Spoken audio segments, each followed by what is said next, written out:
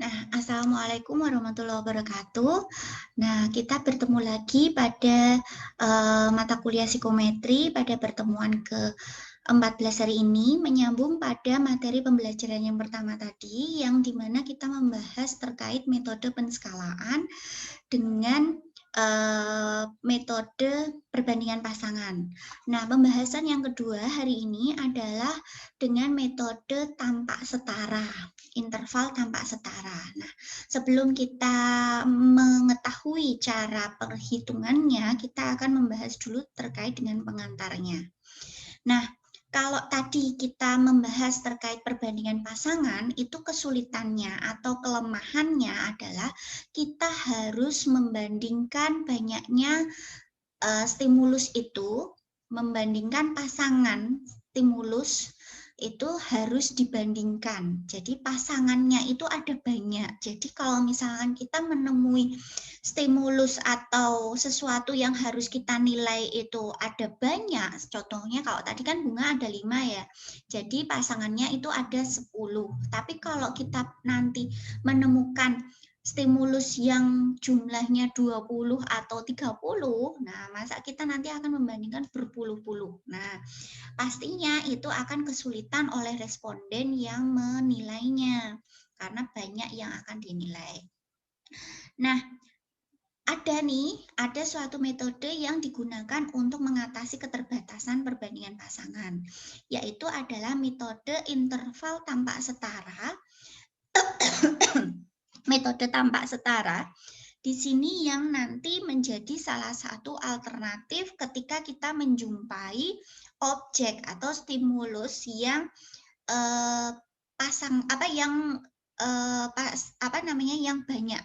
Jadi yang hendak diketahui, diletakkan kontinumnya itu ada banyak.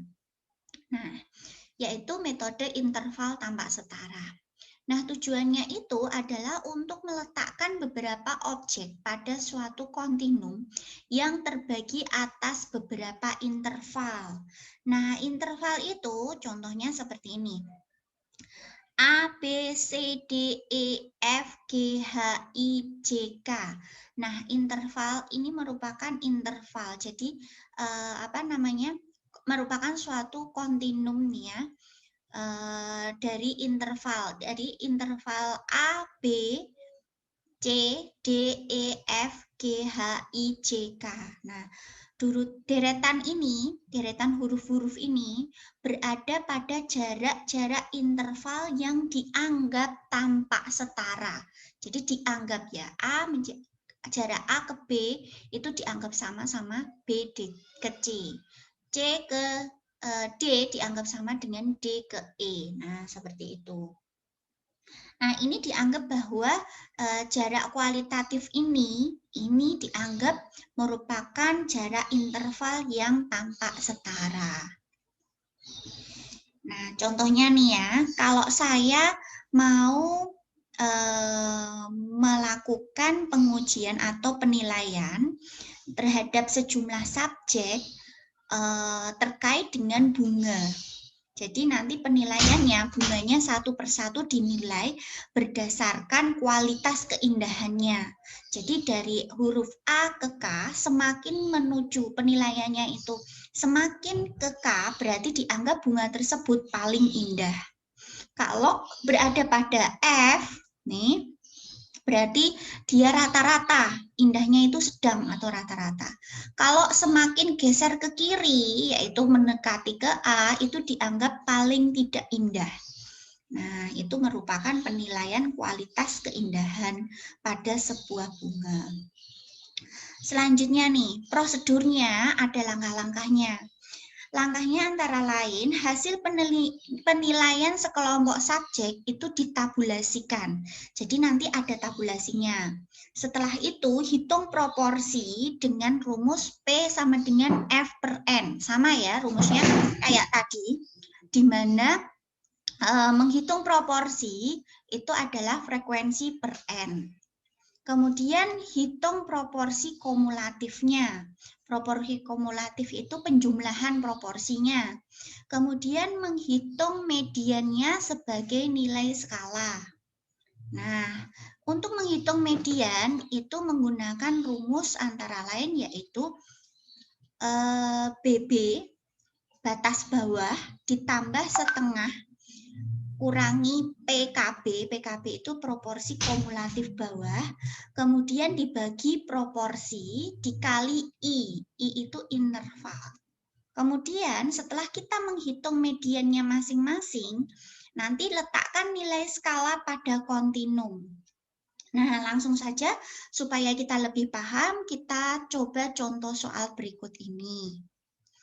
Yang pertama, nih, kalau dari contoh soal yang perbandingan pasangan tadi, kita kan menghitung bunga melati, dahlia, tulip, azalea. Nah, berarti saya akan menyajikan bunga melati itu dinilai oleh responden sebanyak 200. Nah, jadi dari sekian responden 200 ini, saya minta untuk meletakkan bunga melati berdasarkan urutan keindahannya. Semakin ke K, berarti dianggap bunga melati itu semakin indah. Sedangkan yang tengah-tengah F ini rata-rata. Sedangkan yang semakin menuju ke 1, ini adalah dianggap bunga melati itu paling tidak indah. Nah, kemudian dari 200 responden ini diketahui frekuensi yang menempatkan bunga melati pada nilai huruf A itu ada 12. Kemudian pada huruf B ada 23, huruf C 85, dan seterusnya sampai huruf K itu interval ke-11 itu tidak ada yang menganggap bunga melati itu bunga yang paling indah. Nah, kemudian setelah kita ketahui frekuensinya, jadi satu tabel ini untuk satu bunga ya. Kalau tadi perbandingan pasangan, satu tabel ini untuk 5 bunga. Untuk semua perbandingan pasangan. Tapi kalau satu tabel ini, interval tampak setara, ini untuk satu bunga saja. Setelah kita ketahui frekuensinya ini, nah kemudian hitunglah proporsinya. Proporsi rumusnya seperti apa? Proporsi rumusnya adalah P sama dengan F per N. Jadi ini 12 dibagi 200 dapatnya 0,06. 23 dibagi 200 dapatnya 0,115. 85 dibagi 200 dapatnya 0,425. Begitu seterusnya. Sampai yang 0 ini 0 dibagi 200 kan tetap 0 ya. Nah, sudah. Nah, kalau sudah diketahui masing-masing proporsi pada masing-masing huruf atau intervalnya, nah kita jumlahkan. Nah, dijumlahkan. Jadi dapatnya P kumulatif ini adalah ini. Ini dituliskan di bawah ini. Kemudian dapatnya ini dari mana? Dapatnya ini adalah ini yang kiri ditambah proporsi yang B. Kemudian tuliskan penjumlahannya, ini ditambah ini, jumlah ditaruh di sini. Kemudian dapatnya 0,6, di kolom C ini dapatnya dari mana?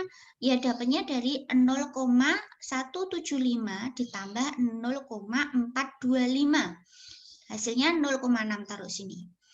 Kemudian kolom D, 0,87 itu dapatnya dari mana? Ya dapatnya dari ini. 0,6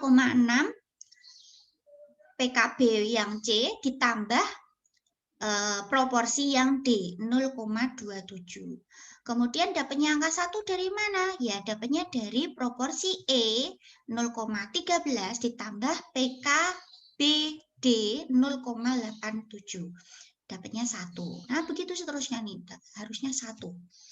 Nah PKB yang benar itu di paling pojok sini hasilnya harusnya 1. Kenapa? Karena frekuensi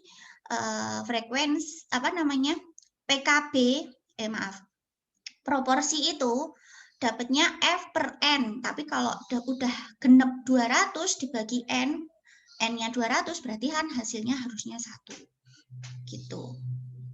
Kalau masih kurang sesuai berarti hitung lagi, kalian menghitungnya mungkin ada yang salah.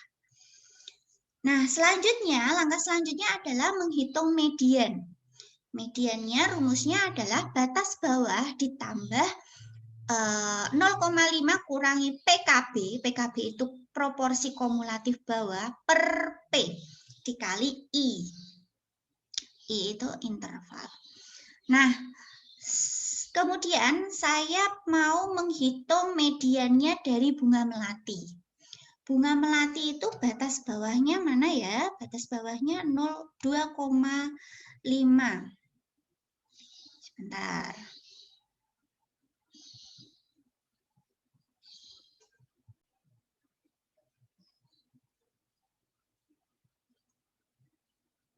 Nah, kita lanjut untuk menghitung median. Nah, kalian sudah mempelajari ya apa itu median. Nah, median itu adalah nilai tengah. Nah, ketika disebut nilai tengah, itu berarti pastinya dia memiliki proporsi 0,5.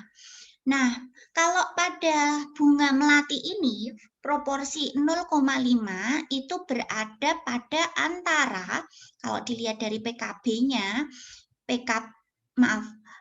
proporsi kumulatifnya itu berada di antara interval B ke C. Berarti sebelum selesai C ini ada nilai median. Mediannya itu berarti proporsinya 0,5 ya. Berarti 0,5 itu ada di antara B ke C.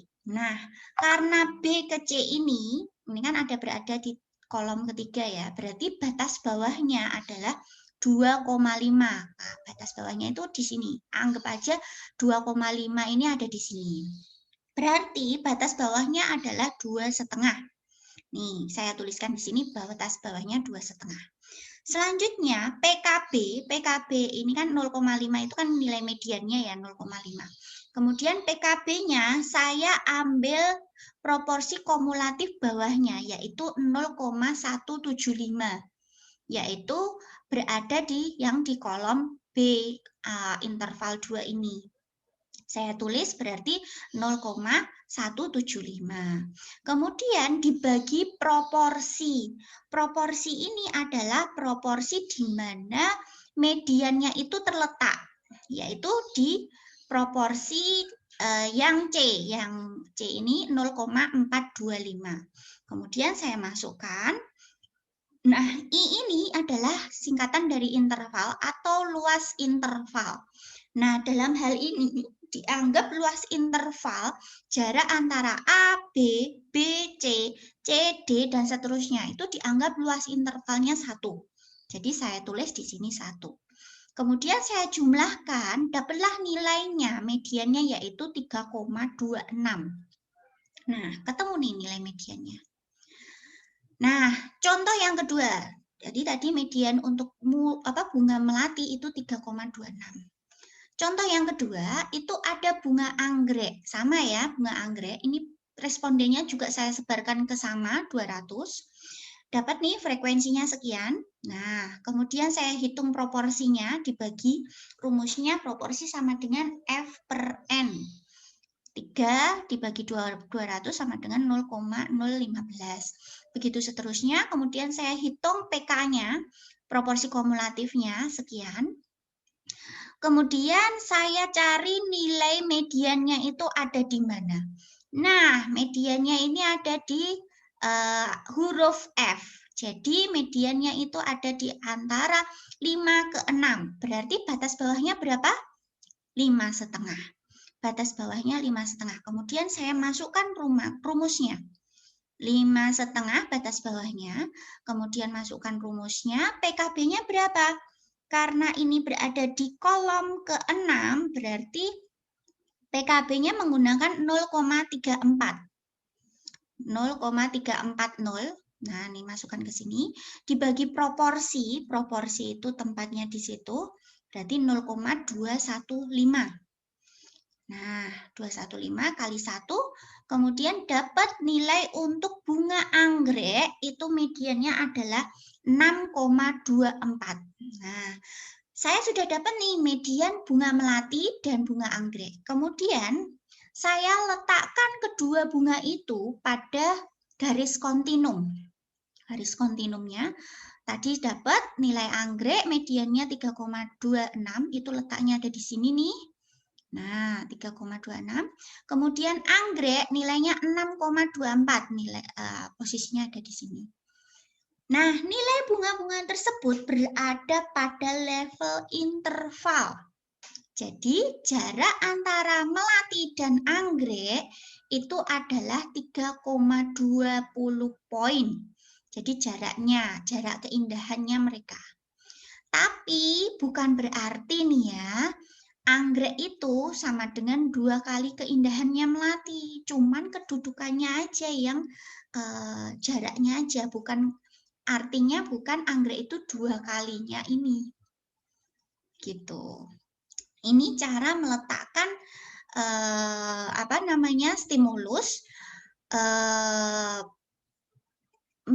stimulus, berdasarkan dari penilaian subjektif masing-masing yang dianggap tampak setara, pada interval yang dianggap tampak setara.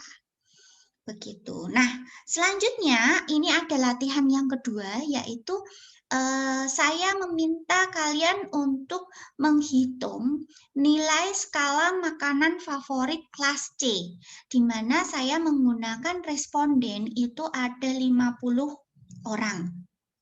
Dan yang saya nilaikan itu ada gado-gado dan selat. Jadi yang memilih gado-gado semakin ke kanan, berarti gado-gadonya semakin favorit. Kalau semakin ke kiri, semakin tidak favorit. Sedangkan yang selat sama nih, semakin ke O, berarti dia semakin favorit. Semakin ke A, kurang favorit. Nah, silahkan dihitung untuk 2 skala makanan favorit tersebut. Nah, itu saja materi pembelajaran dari saya. Mohon maaf apabila masih banyak kekurangan. Kemudian,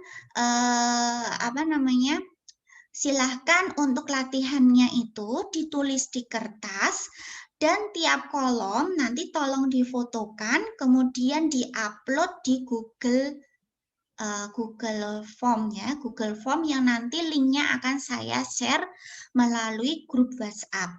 Jadi tiap-tiap langkahnya itu nanti silahkan difotokan atau nanti saya nanti bisa lihat langkah-langkah kalian step by step-nya seperti apa di Google Form link tersebut. Selamat mencoba, mohon maaf atas segala kekurangan.